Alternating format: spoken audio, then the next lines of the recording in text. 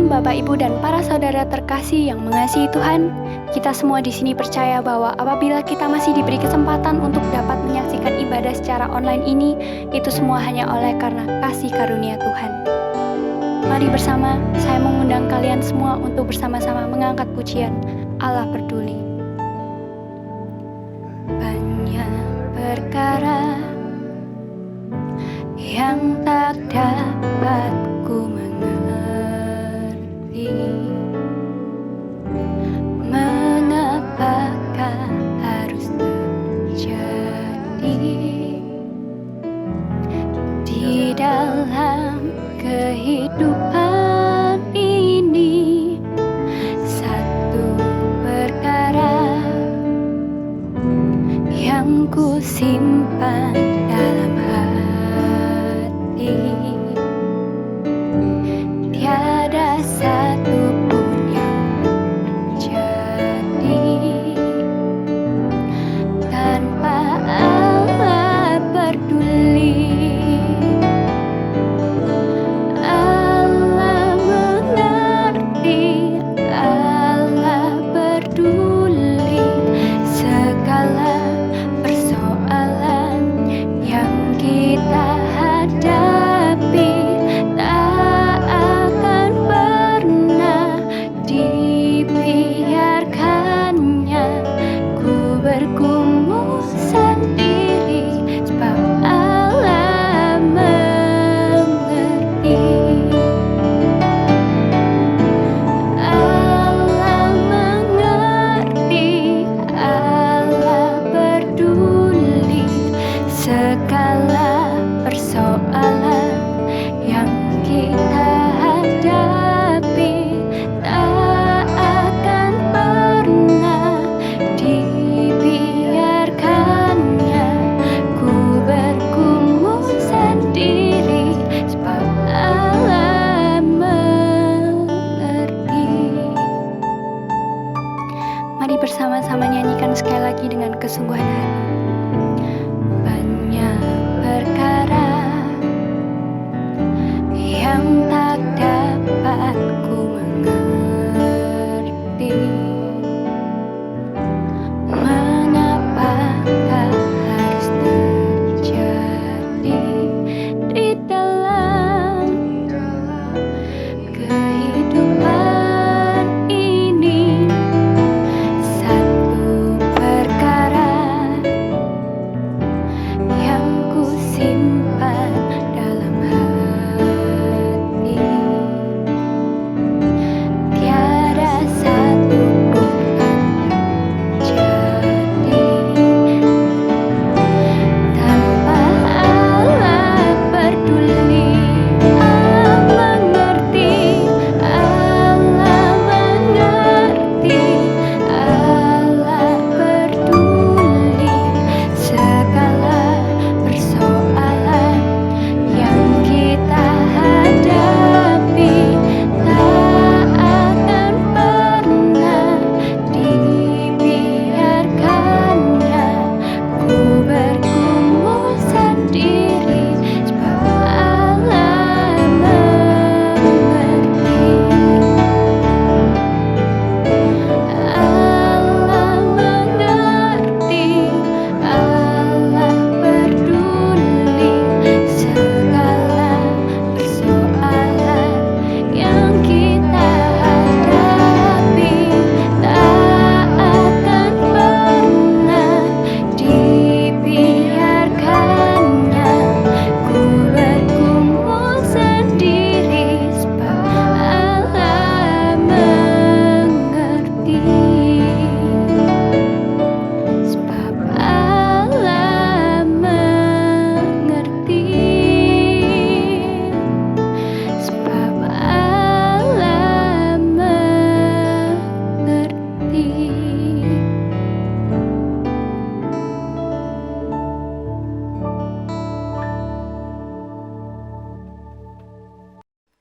Kebaktian Universitas hari ini kita mulai dengan berlandaskan kasih dan anugerah Allah Bapa yang telah dinyatakan dalam pribadi dan karya Allah Anak Yesus Kristus melalui persekutuan dengan Allah Roh Kudus. Amin. Sebelum kita memulai ibadah ini, alangkah baiknya bahwa kita memulai dengan berlandaskan oleh doa terlebih dahulu. Terima kasih Bapa atas segala berkat dan kasih karunia-Mu yang telah Kau berikan bagi setiap kami. Kalau sebentar Tuhan kami ingin mendengarkan dan mengikuti ibadah ini Tuhan, meskipun secara online, tapi kami percaya Tuhan bahwa hikmat-Mu, penyertaan-Mu, dan kasih karunia-Mu terus mengalir pribadi lepas pribadi di antara tiap kami Bapa. Kami mau Tuhan mengikuti ibadah ini dengan sungguh-sungguh, biarlah Tuhan para jemaat-Mu yang mendengarkan dapat mendapatkan sesuatu dan perubahan yang baru dalam hidup mereka. Terima kasih Bapa, hanya di dalam nama-Mu kami sudah berdoa dan mengucap syukur. Amin.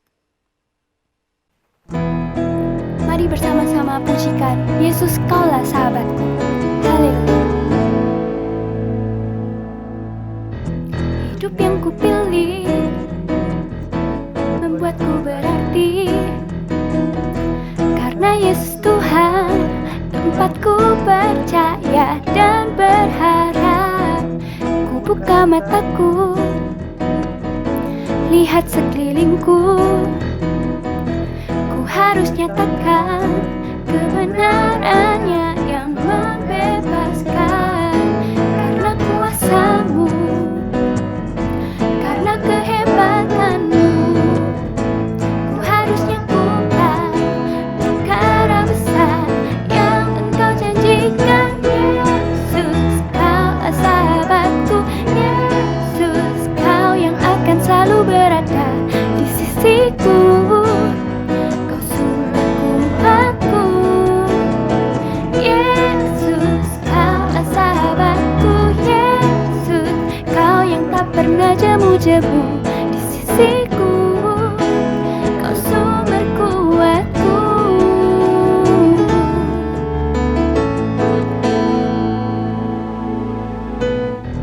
Hidup yang kupilih membuatku berarti, karena tempatku percaya dan berharap.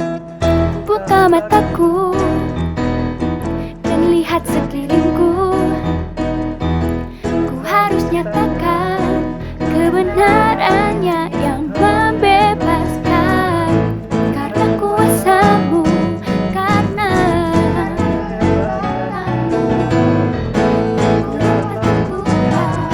perkara besar yang Engkau. Yesus, Kaulah sahabatku. Yesus, Kau yang akan selalu berada di sisiku. Kau sumber kuatku. Yesus, Kaulah sahabatku. Kau yang tak pernah jemu-jemu di sisiku. Kau sumber kuatku. Yesus, Kaulah sahabatku. Kau yang akan selalu berada di sisiku. Kau sumber kuatku. Yesus, Kaulah sahabatku. Yesus, Kau yang tak pernah jemu-jemu di sisiku.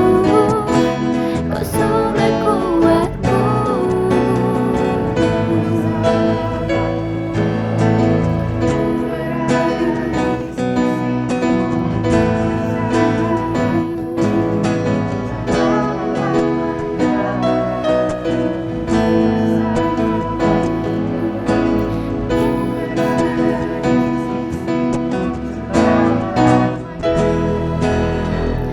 Sumber kuatku.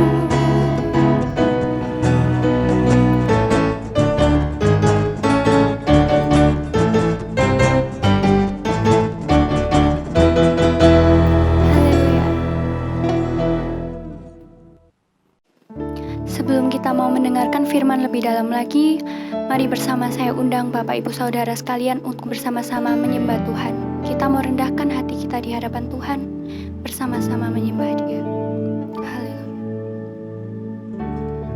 When the music fades, all is stripped away, let us simply come, longing just to breathe.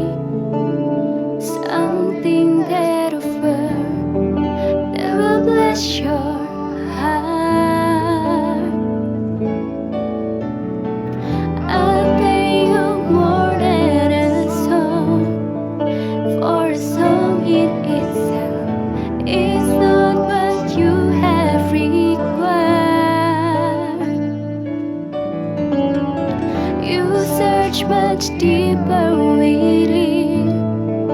Through the way things appear, you're looking into my heart. I'm coming back through the heart of worship. When it's all about you, it's all about you, Jesus. I'm sorry, Lord, for the things I've made it.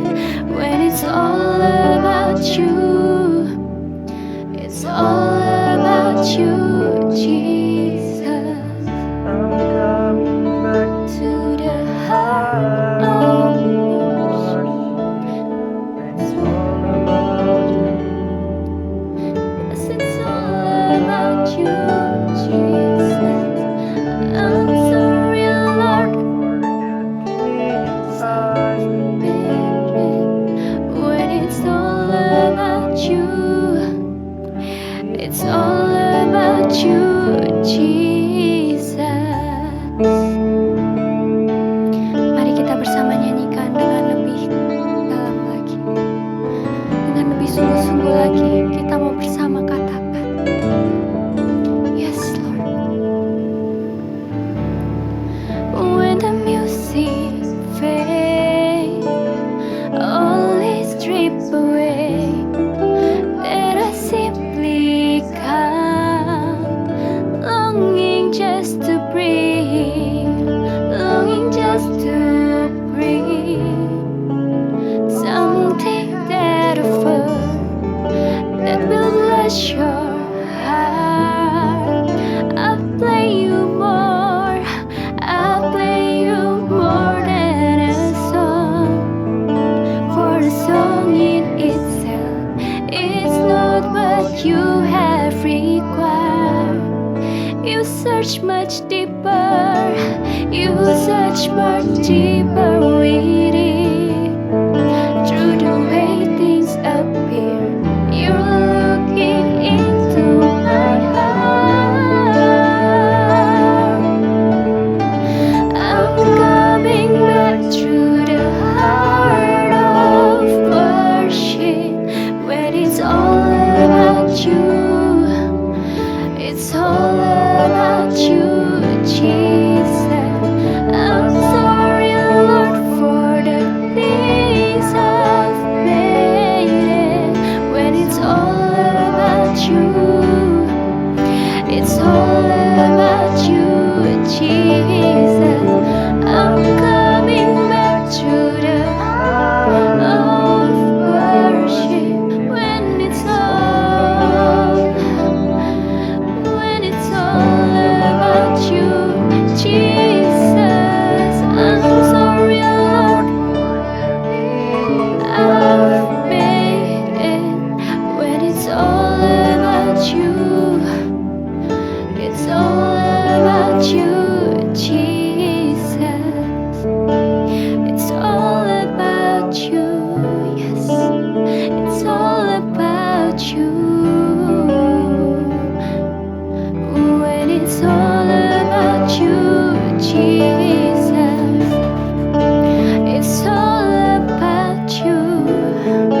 It's all about you. When it's all about you, Jesus.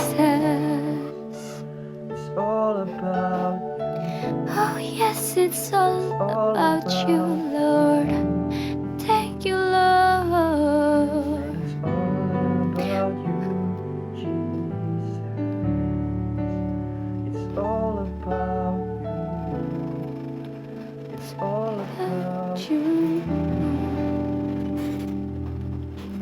It's all about you, Jesus.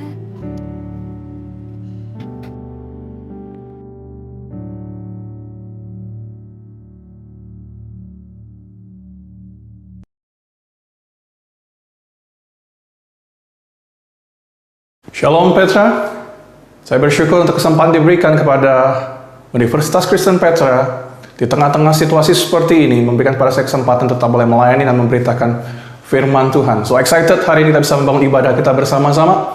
Sebelum kita dig deeper, sebelum kita belajar lebih jauh kebenaran firman Tuhan, biarlah kita berdoa. Bapa di dalam surga, kami bersyukur Tuhan untuk segala kebaikan-Mu. Kami bersyukur karena Engkau memimpin kami, Engkau menyertai kami. Kami bersyukur dalam segala musim kehidupan, Tuhan Engkau bersama dengan kami. Kami bersyukur bahwa dalam situasi seperti ini, kami tetap diberikan hati, kami tetap diberikan kerinduan untuk kami boleh datang, untuk menyembah Tuhan, untuk kami boleh datang, membangun ibadah kami kepada Tuhan, untuk kami boleh datang dan belajar kebenaran firman Tuhan. Kami berdoa kiranya Kau hadir di tengah-tengah kami, dan bila hati kami boleh tertuju kepada firman Tuhan, bila hati kami boleh terbuka untuk Injil Kerajaan Allah, supaya kehidupan kami boleh disentuh oleh kebenaran Tuhan, menolong mempersiapkan kehidupan kami untuk menjadi pemimpin, menjadi influencer, menjadi pribadi-pribadi yang Tuhan pakai menjadi berkat di tengah-tengah Indonesia, dimanapun Tuhan menempatkan kami ke depan. Hari ini kami berdoa, kiranya Tuhan berbicara kepada kami, dan kami rindukan Roh Kudus Tuhan boleh menolong kami belajar firman Tuhan, menolong kami mengerti, menolong kami melakukan. Kami menyambut berkat firman-Mu, kami berdoa di dalam nama Tuhan Yesus. Amin. Saudara, pada tahun 70-80-an yang lalu, ada seorang pribadi populer di gereja yang terkenal di Amerika Serikat. Dia adalah seorang yang punya TV personality yang luar biasa. Dia adalah seorang pengkhotbah televisi yang sangat populer pada waktu itu. Dan dia bernama Jim Bakker. Saudara, Jim Bakker adalah seorang yang punya karisma luar biasa. Karena apa yang dia tunjukkan, karena pelayanan yang dia lakukan, kemanapun dia pergi, ada orang-orang yang mensupport dia, ada orang-orang yang menjadi supporter dalam apapun yang dia kerjakan. Program televisi yang sangat terkenal itu adalah Praise the Lord Club atau PTL Club. Setiap hari, setiap kali ditayangkan, ada jutaan orang di televisi menonton, menyaksikan bagaimana Bakker berkhotbah dan banyak orang mengenal Tuhan Yesus. Saudara, Bakker menjadi sangat luar biasa, pengikutnya sangat banyak, apapun yang dia kerjakan mendapat supporter, dia mendapatkan kaguman dari orang banyak. Namun semua itu tidak berlangsung lama. Pada bulan Mei tahun 1987, Jim Bakker yang terkenal, Jim Bakker yang populer, pengkhotbah TV yang luar biasa, dia dipecat oleh The Assembly of God, gereja di mana dia melayani, karena sebuah skandal yang melibatkan relasinya dengan sekretaris gerejanya, dan juga dana jutaan dolar yang menjadi support bagi pelayanan dia. Kemudian daripada alih-alih pergi ke pelayanan, dana jutaan dolar tersebut hilang lenyap dan berubah menjadi aset pribadinya Jim Bakker. Soalnya kejatuhan Jim Bakker seakan-akan terjadi dalam satu malam. Dan apa yang terjadi kemudian adalah kita bisa bayangkan pemimpin gereja yang luar biasa, pemimpin gereja yang menjadi berkat bagi banyak orang, diikuti oleh jutaan orang. Waktu dia jatuh, dia tidak jatuh sendirian. Waktu dia jatuh, hal itu mengakibatkan ada banyak orang kehilangan kepercayaan terhadap gereja. Tahun 80-an, Jim Bakker adalah a brand. Jim Bakker adalah sebuah nama, satu nama yang membuat orang banyak terkagum-kagum dan mengalami dan mendengar firman Tuhan setiap kali dia berkhotbah. Tapi waktu dia jatuh, itu juga menjadi sebuah momok yang sangat buruk, membawa hal yang sangat negatif terhadap perspektif orang, mengubah perspektif orang terhadap gereja Tuhan. Skandal yang terjadi dalam kehidupan Jim Bakker terjadi karena apa? Karena sisi gelap di dalam kehidupannya. Karena setiap orang memiliki sisi gelap kita. Apa yang terjadi dalam kehidupan Jim Bakker bukanlah sesuatu yang terjadi secara anomali. Karena apa yang terjadi dalam kehidupan Jim Bakker, kejatuhan seorang leaders adalah sesuatu yang sangat jamak. Termasuk bahkan kejatuhan seorang pemimpin di dalam gereja. Jadi Jim Bakker sebenarnya hanya satu dari sekian banyak kisah yang kita ketahui hari ini, apalagi dengan teknologi kita hari ini, yang menunjukkan kepada kita big leaders fall. Tapi hari ini, saudara, saya tidak menggunakan Jim Bakker untuk mendiskreditkan dia. Apa yang kita lakukan? Saya menggunakan Jim Bakker hanya sebagai contoh, hanya sebagai sebuah gambaran bagaimana seorang pemimpin gereja, seorang yang kelihatannya sangat dekat, sangat intim dengan Tuhan, seorang yang kelihatannya punya power yang luar biasa bisa memberitakan Yesus.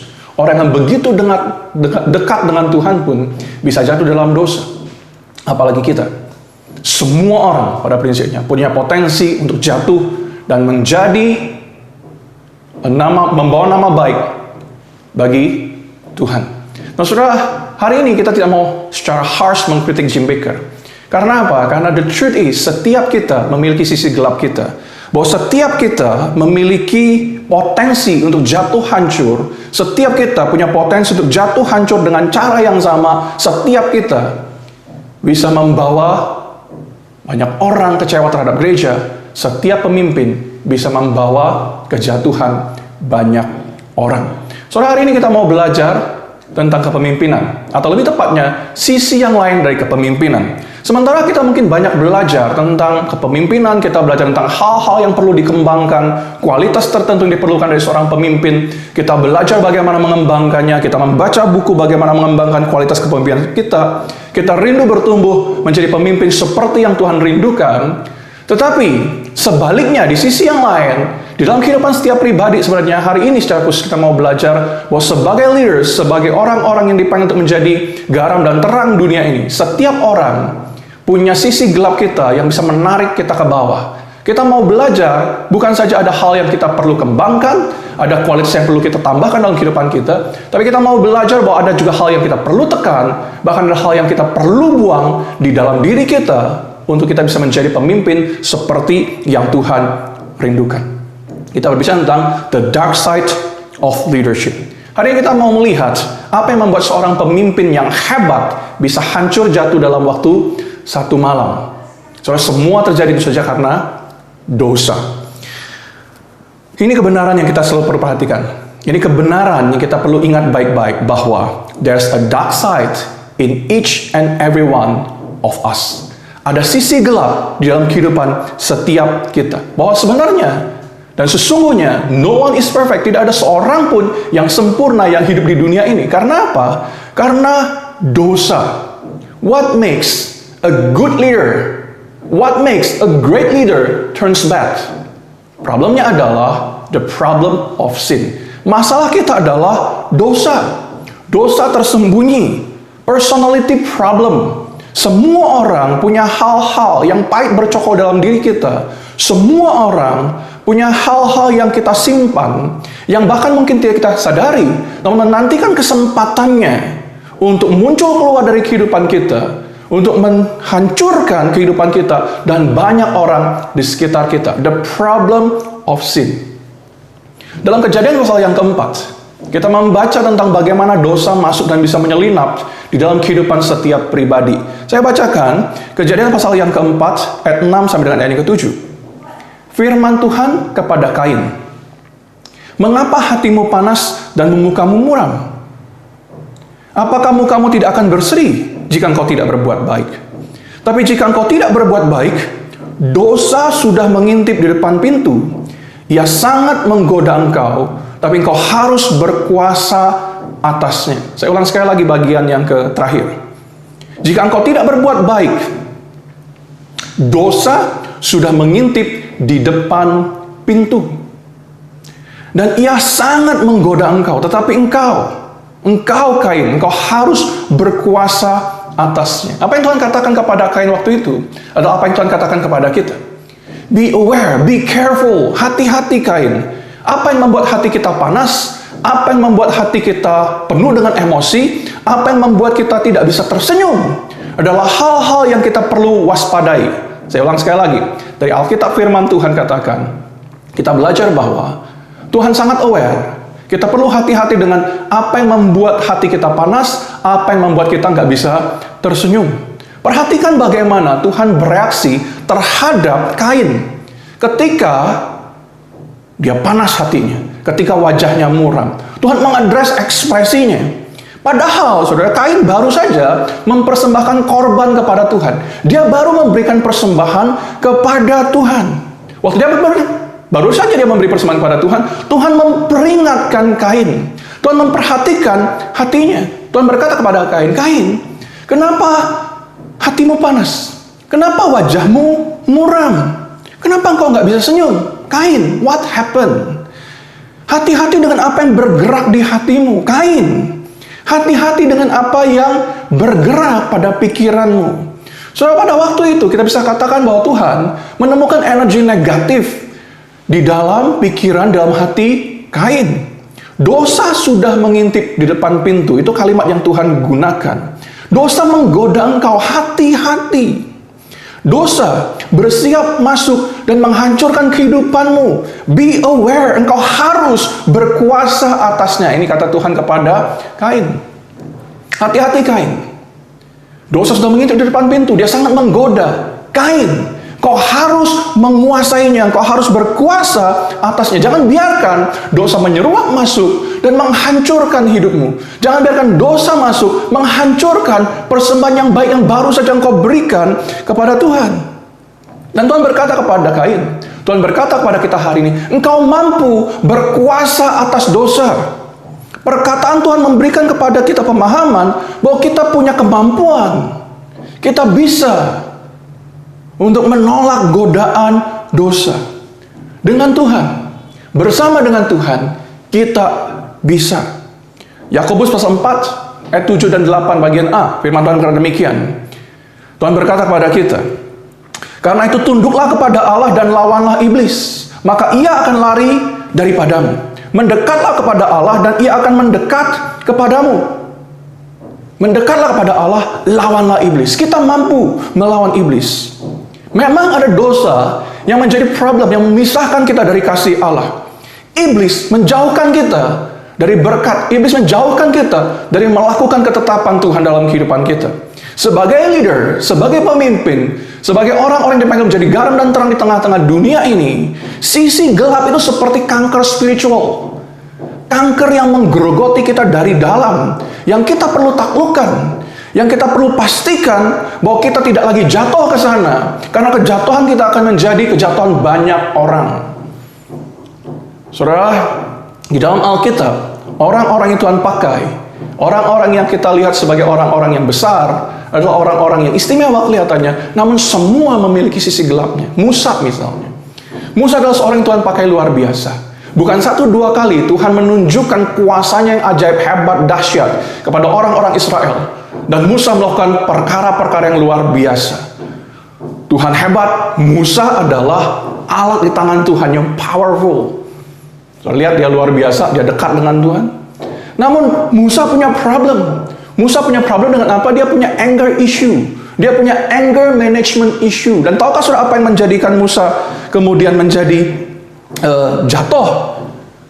Kejatuhan Musa karena dia tidak mampu mengendalikan emosinya. Apa yang terjadi adalah, hasilnya adalah fatal.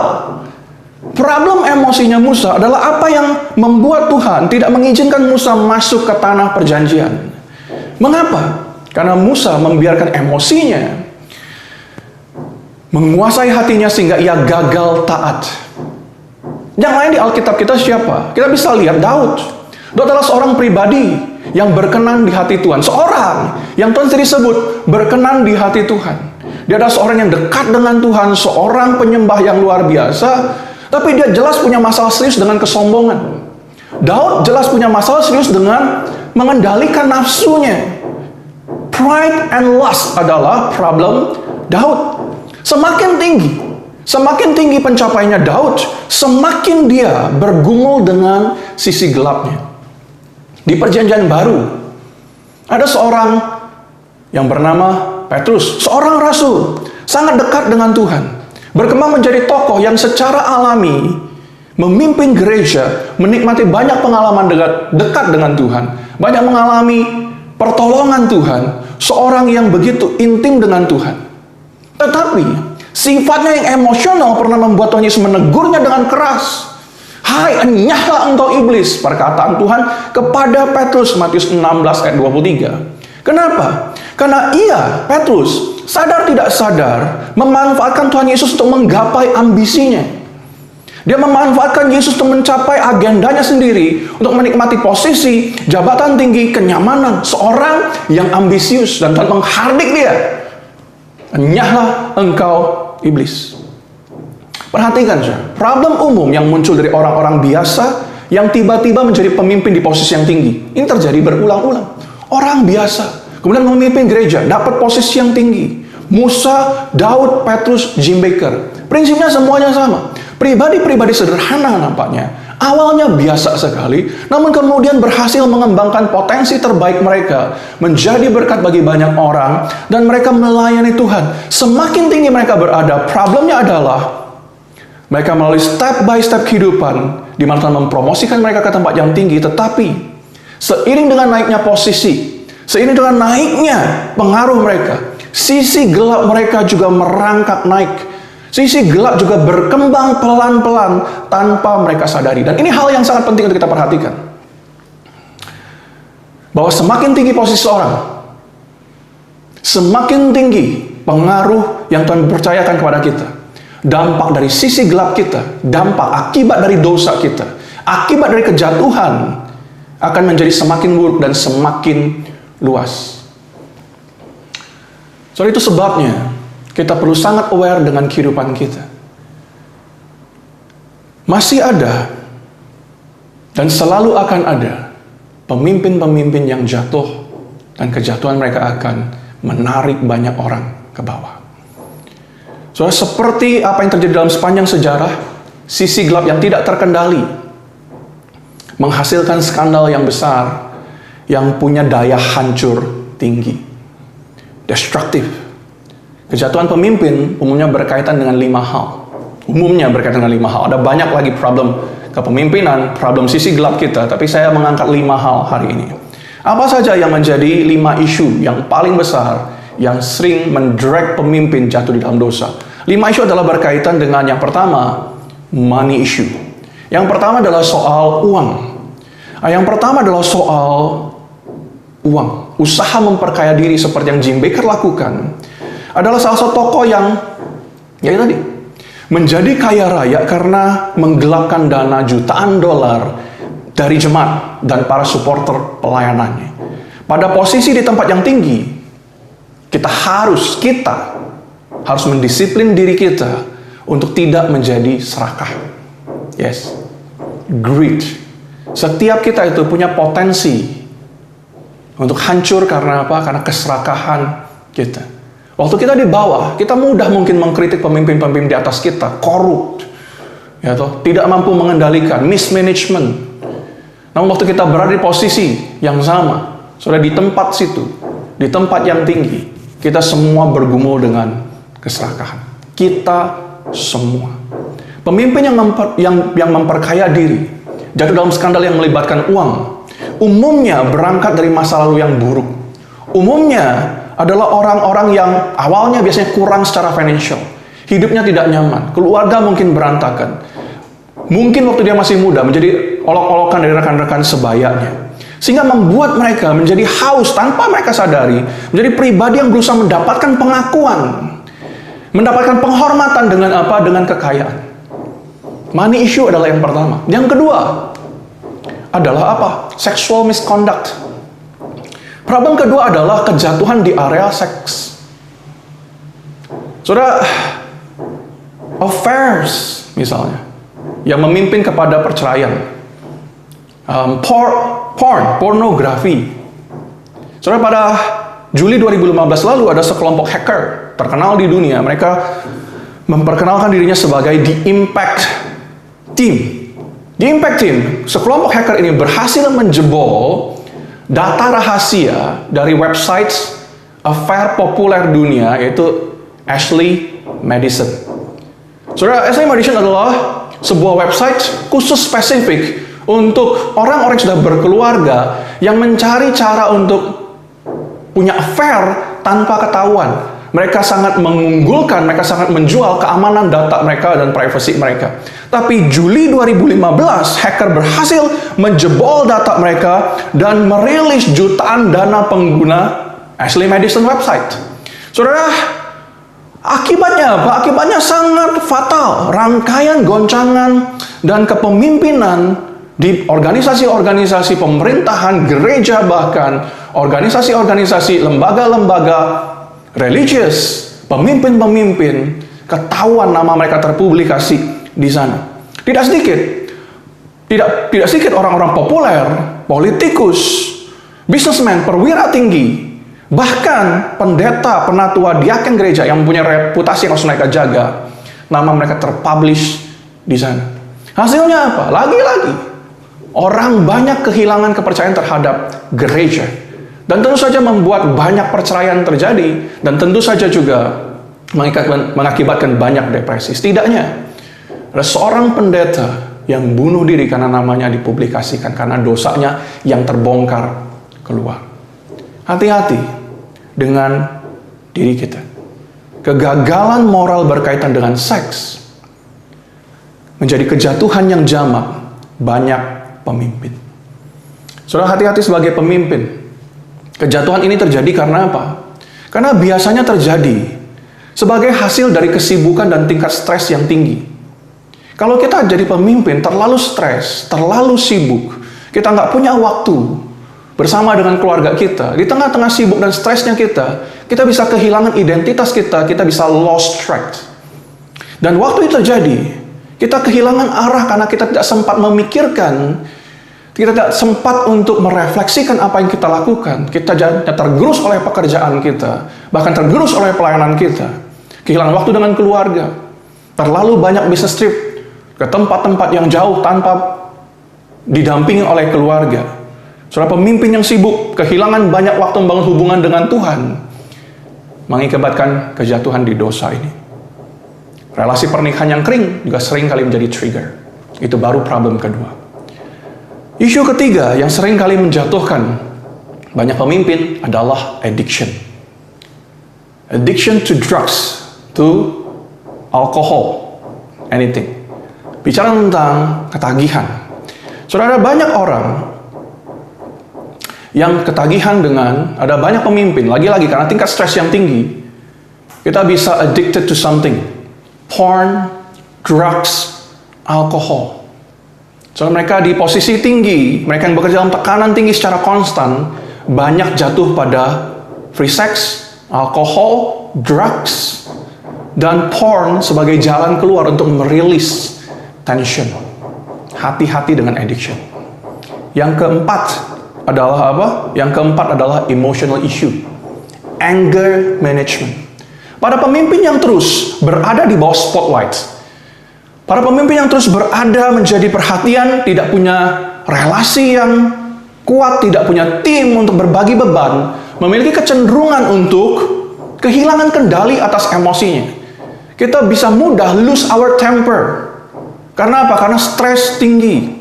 Nah, para pemimpin yang dalam stres tinggi, mereka punya kecenderungan, kita bisa punya kecenderungan menjadi abusive. Mungkin tidak secara fisik, tapi kita bisa very abusive dengan perkataan kita.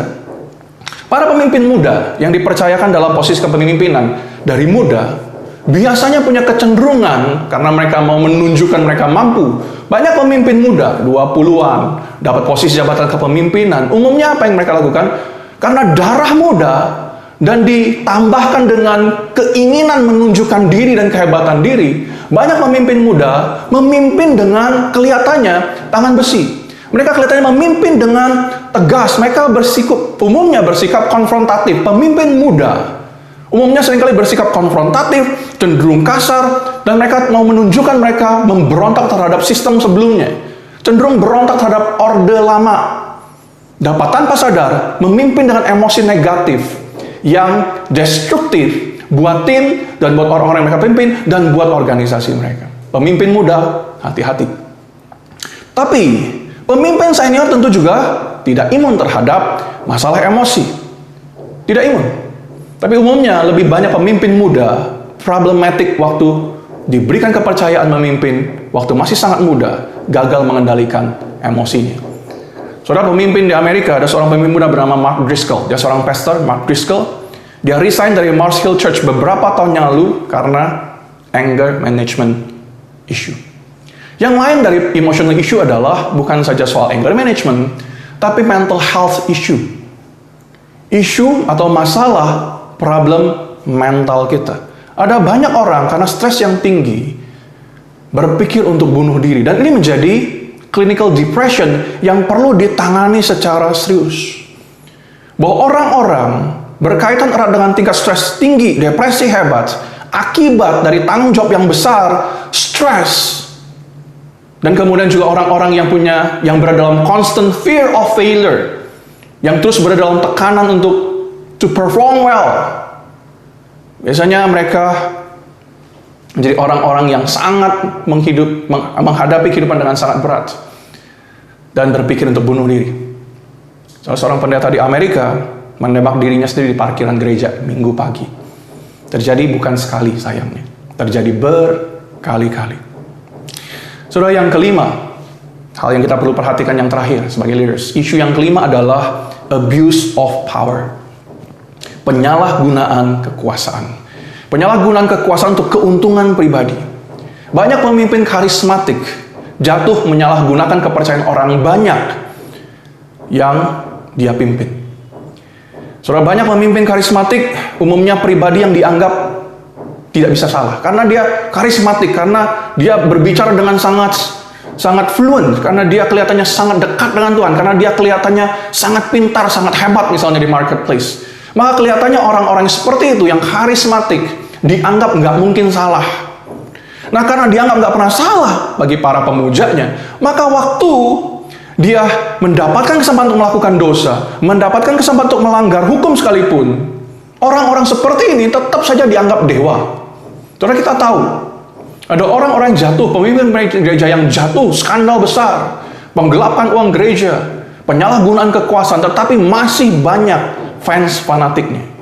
Saudara, hasilnya, kalau kita dapat jabatan seperti, kalau kita punya karisma dan orang cenderung nunduk sama kita, orang cenderung ikut apa yang kita katakan, apa yang terjadi adalah kita punya kecenderungan, kita menjadi manipulatif. Hati-hati dengan itu. Saya selalu menggunakan kata kita, bukan dia atau mereka.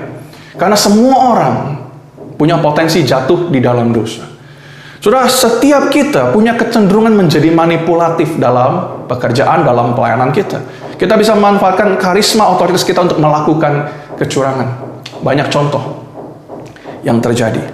Saudara, kalau kita tanya, what makes a great leader turns bad? Akibat dari dosa adalah jawabnya. Dan hasil dari bentukan masa lalu. Jadi pertanyaannya, how we could overcome our dark side? Bagaimana caranya kita bisa melawan, menaklukkan sisi gelap kita? Apa solusinya? Saudara, tentu saja karena ini adalah problem dosa, kita perlu mengandalkan Tuhan. Itu sebabnya kedekatan keintiman kita dengan Tuhan adalah segalanya. Apapun yang kita lakukan, tanpa keintiman, kedekatan, kasih kepada Tuhan, semuanya menjadi hollow, semuanya menjadi fake, semuanya menjadi artificial. Sama sekali tidak menolong. Jadi apa yang kita bisa lakukan untuk menaklukkan sisi gelap kita bersama dengan Tuhan? Hal yang pertama kita bisa lakukan adalah we need to acknowledge our dark side. Adalah penting bagi kita untuk mengakui bahwa saya ini orang berdosa. Adalah penting bagi kita untuk hidup dalam disiplin of confession. Adalah penting bagi kita untuk datang kepada Tuhan, mengakui dosa kita, mengadresnya, mengkonfrontasi dosa yang kita kenali. Buat saya pribadi sebagai contoh, saudara, saya punya kecenderungan menjadi orang yang sombong. Saudara, waktu saya masih muda, saya sekarang juga masih muda sih. Waktu saya masih muda, saya memimpin gereja. Saya dapat kepercayaan memimpin satu gereja. Saya menjadi besar kepala. Saya berkhotbah banyak. Dari saya muda, saya berkhotbah ke banyak lokasi, banyak diundang khotbah kemana-mana. Apa yang terjadi adalah saya menjadi sombong. Waktu ada pujian dikatakan, itu saya menggunakan humble bragging. Pak, terima kasih untuk khotbahnya. Sangat memberkati saya. Saya bilang, enggak, kita semua sama kok. Tadi dalam hati saya, memang, saya memang pintar khotbahnya. Memang, harus bagus kalau kamu tahu khotbah saya bagus. Itu yang ada dalam hati saya. Kemudian saya tahu kalau Tuhan pukul saya, Tuhan hajar saya, menghancurkan ego saya, menghancurkan kesombongan saya. Dan waktu itu saya belajar, saat ini, apa yang saya lakukan setiap kali saya harus berkhotbah, sama seperti sebelum saya merecord khotbah ini. Saya mengambil waktu berdoa terlebih dahulu. Kalau saya berkhotbah di gereja, saya mengambil waktu berdoa dulu, tutup mata. Pada lagu terakhir sebelum firman Tuhan, saya berdoa, Tuhan, tutup bungkus aku di bawah, di balik salibmu, di bawah kakimu. Biarlah apa yang khotbahkan ku firman, biarlah menjadi firman Tuhan, bukan jadi perkataan manusia. I need to acknowledge my sin. I need to confront it regularly. Karena itu dosaku. Sampai hari ini menjadi dosa saya. Saudara, mengakui dosa dan kesalahan kita adalah hal yang sangat penting. Kalau kita menyangkali sisi gelap kita, enggak lah, aku cukup baik kok. Itu sama sekali tidak menolong. kau tidak cukup baik. Kita semua adalah manusia berdosa.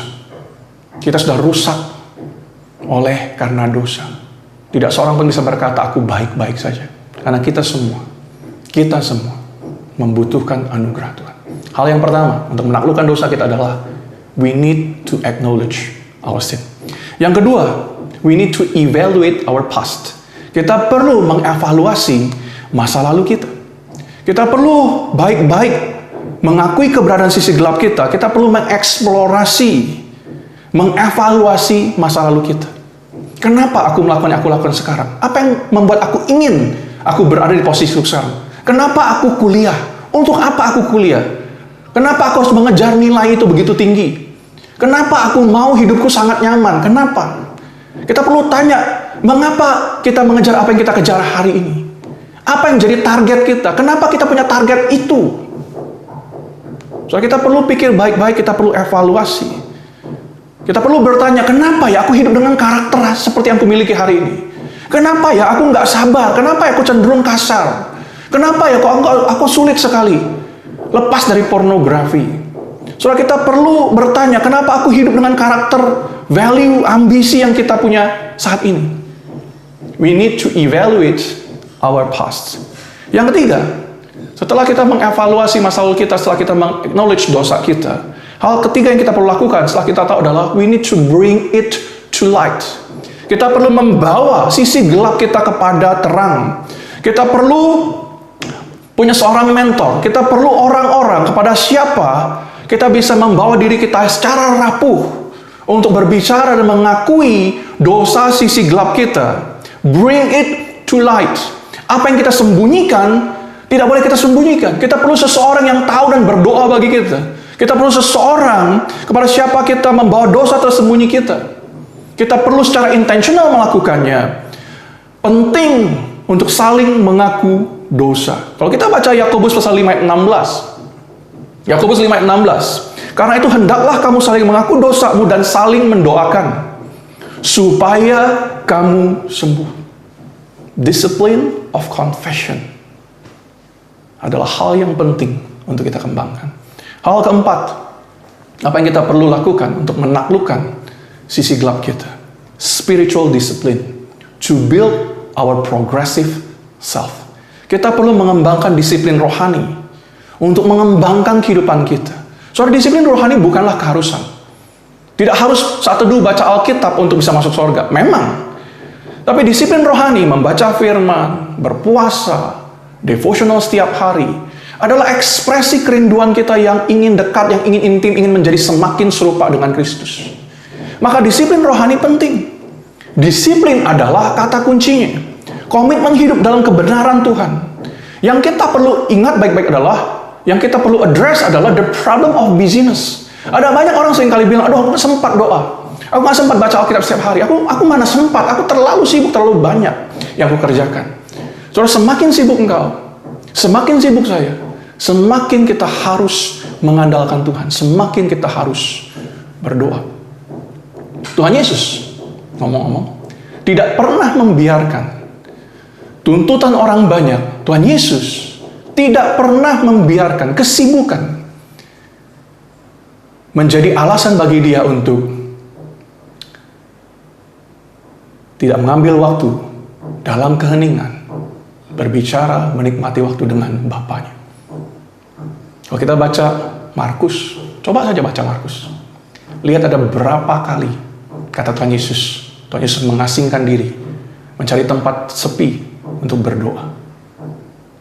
Markus pasal 1, baru pasal 1, sudah 2 kali Tuhan menarik diri untuk berdoa dalam sepi. Maka disiplin rohani sangat penting. Kita perlu komit untuk hidup bagi Tuhan, bukan untuk diri sendiri. Bukan untuk ambisi kita pribadi. Kita perlu mendisiplin diri kita untuk komit pada agenda Tuhan. Bukan mengejar kesuksesan menurut ukuran dunia. Kita perlu bertumbuh sehari demi sehari. Demi kita menjadi diri kita yang bertumbuh semakin serupa dengan Kristus setiap hari. So, sebagai penutup, hari ini kita tinggal di tengah-tengah dunia yang tidak menolong kita, beneran. Tidak menolong kita, puas dengan diri kita sendiri. Kita hidup di tengah-tengah dunia yang punya another problem, yang saya sebut sebagai the new social issue, yaitu apa? FOMO, fear of missing out. Kita takut tidak menikmati semua yang dunia tawarkan di dalam kehidupan kita di tengah-tengah dunia ini. Fear of missing out. Kita bahkan tidak puas dengan apa yang Tuhan berikan dalam kehidupan kita. Kenapa?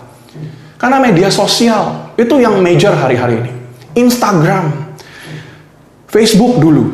Media sosial mengekspos banyak hal yang tidak menolong diri kita menjadi puas diri. Karena apa? Karena orang yang lain, teman kita post, dia liburan ke Korea, dia liburan ke Jepang, dia liburan ke Eropa. Kita stres karena kita liburannya cuma seputar Surabaya doang. Teman-teman kita post dia makan steak, restorannya di sana. Kita merasa kenapa? Kapan ya aku bisa makan steak juga mahal seperti dia di restoran itu? Fear of missing out. Karena kita terlalu memperhatikan kehidupan orang lain. Kita menghabiskan waktu untuk menjadi orang lain. Soalnya kita bisa kehilangan diri kita dan tujuan Tuhan di dalam kehidupan kita. Media sosial tidak menolong kita puas dengan situasi hidup kita. Saudara, berhati-hatilah dengan itu. Bahkan di dalam gereja, saya sering kali katakan waktu saya berkhotbah, bawa seminar di gereja-gereja kepemimpinan, saya berkata hati-hati.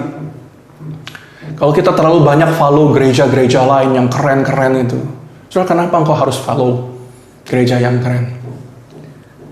Jangan-jangan setiap kali kita follow gereja yang lain, kita lihat pengkhotbah lain yang lebih keren, apa yang kita pikirkan?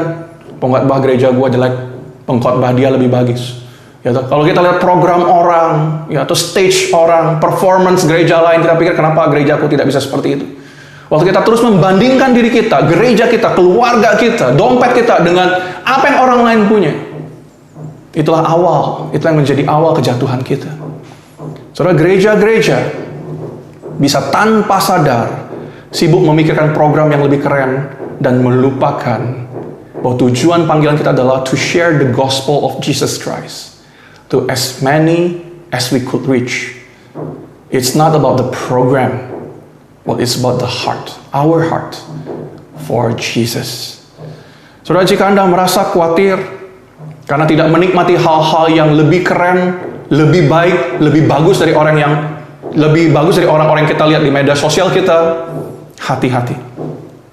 If you constantly fear missing out the best thing from the world, beware.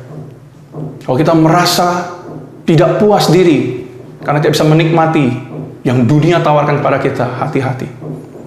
Karena kekhawatiran yang didrive oleh iri hati tidak pernah berakhir baik. We are not called to live the life of others. We are not called to be like other churches. We are called to live God's truth, to live in the gospel. Kita dipanggil untuk menghidupi Tuhan di dalam diri kita, untuk menghidupi panggilan kita memberitakan Yesus pada orang banyak. Sebagai pemimpin, dimanapun Anda berada nantinya, 5 tahun, 10 tahun dari sekarang, rekan-rekan yang hari ini adalah mahasiswa, bisa jadi menjadi pemimpin-pemimpin hebat, mendapatkan jabatan yang tinggi. Tapi ingat baik-baik, semakin tinggi posisi kita, semakin besar pengaruh kita, kau bisa menjadi berkat bagi banyak orang, kau bisa membawa Yesus kepada banyak orang. Tapi pada saat yang sama, semakin tinggi jabatan kita, semakin besar pengaruh kita, dosa selalu mencari caranya untuk muncul ke permukaan. Karena semakin tinggi posisi kita, iblis akan semakin keras menjatuhkan kita. Sebab mereka yang pada posisi tinggi jatuh, kita akan bawa kejatuhan yang besar, dampaknya akan luar biasa. Saudara, menutup khotbah ini, saya ingin berkata, tidak pernah baik untuk membicarakan dosa dan kejatuhan pemimpin, siapapun itu. Pemimpin-pemimpin gereja jatuh itu terjadi sepanjang masa. Dan mengkritik mereka, mengkomplain mereka, mempost di media sosial kejatuhan pemimpin rohani atau pemimpin kita di kampus, di perusahaan, dimanapun kita berada, tidak menolong kemuliaan Tuhan ditinggikan. Ingat ini baik-baik. Apa yang kita perlu lakukan adalah berdoa untuk pemimpin-pemimpin kita. Jika kita tahu ada pemimpin yang jatuh, pemimpin yang lemah, pemimpin yang tidak sempurna, What we can do is to pray for them. Karena Tuhan berkuasa. Yang kedua kita bisa lakukan adalah kita perlu hati-hati dengan kehidupan kita sendiri. Setiap orang bisa jatuh. Dan kita hanya mengandalkan anugerah Tuhan setiap hari untuk menolong kita setia pada panggilan Tuhan dalam kehidupan kita dan bukan yang lain. Biar akhirnya firman Tuhan menolong kita bisa bukan mengevaluasi orang lain, menolong kita menemukan diri kita pada firman ini dan mengendalikan tujuan kehidupan kita pada Injil Kerajaan Allah semesta. Supaya apapun yang kita lakukan, dalam posisi seberapa tinggi yang Tuhan berikan, dalam pengaruh seberapa besar yang Tuhan berikan kepada kita, kita selalu ingat, Tuhan yang menempatkan di sana untuk satu tujuan saja, bisa membawa Tuhan, membawa Kristus kepada banyak orang. Mari kita berdoa. Bapa di dalam surga, kami bersyukur Tuhan, firman sudah diberitakan. Kami mendengar firman-Mu, dan kami belajar kejatuhan pemimpin tidak pernah berakhir baik. Kami berdoa kiranya kami mengevaluasi diri kami hari ini. Kami berdoa kiranya Tuhan berikan pada kami roh yang rendah hati, yang humble enough, untuk bukan memikirkan dosa other leaders, dosa orang lain. Tapi hari ini kami mau datang pada Engkau Yesus, mengakui dosa kami, mengevaluasi masa lalu kami, mengevaluasi tujuan, agenda, ambisi kami. Dan kami mau mencari orang pada siapa kami mengakui dosa kami dan berdoa bagi kami. Dan kami mau belajar untuk mendisiplin diri kami semakin dekat, semakin intim dengan Kristus. Hanya dengan cara demikianlah Tuhan, hanya oleh anugerah-Mu, hanya dengan pertolongan Roh Kudus-Mu, kami percaya Tuhan akan menolong kami berkuasa atas dosa, menolong kami untuk tidak jatuh, dan membawa banyak masalah, membawa banyak problem dalam kehidupan kami dan orang-orang yang kami kasihi di sekitar kami. Terima kasih Tuhan untuk hari ini. Kami bersyukur, kami berdoa di dalam nama Tuhan Yesus. Amin. Bless you.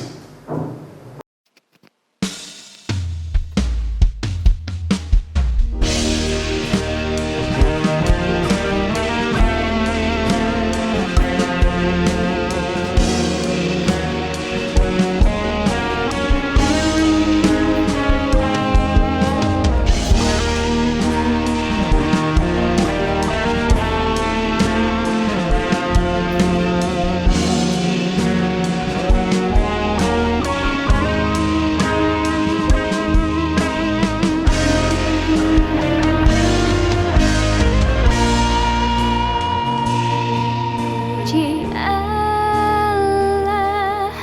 Bapa, puji Allah Putra, puji Allah Roh Kudus, ketikanya yang esa dimuliakan sampai selama-lamanya.